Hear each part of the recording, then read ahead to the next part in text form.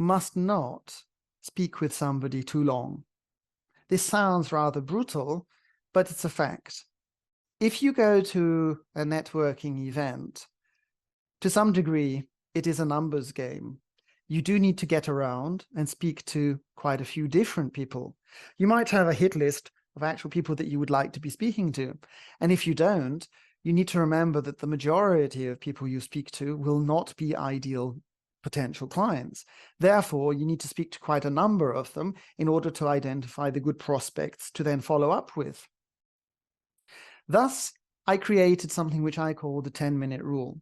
If you meet a person at a networking event, you need to be polite, and you cannot and you must not simply speak to somebody extremely briefly. As soon as you see their business card, you realize, oh no, this person isn't a key decision maker and goodbye.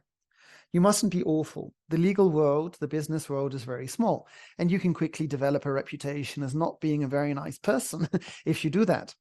So, and the opposite is true. Even if someone is a very big key decision maker, you think that they're an ideal client, the purpose of this networking event is just so that you get introduced, build a rapport, get their card. You're going to try and follow up afterwards with post-event meetings. So again, 10 minutes.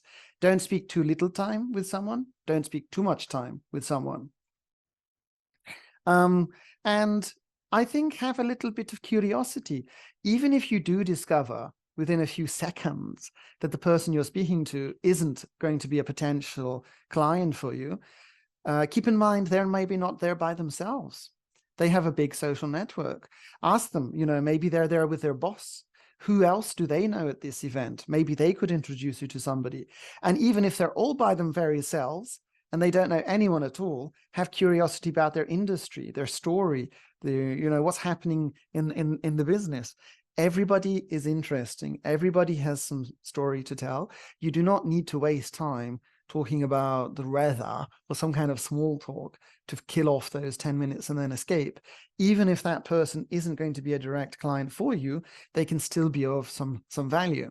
So have the curiosity and understand that every person has some opportunity from a business development perspective.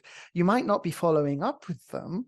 You might not want to try and get a post-event meeting, but those 10 minutes needn't just be wasted time. Thank you very much.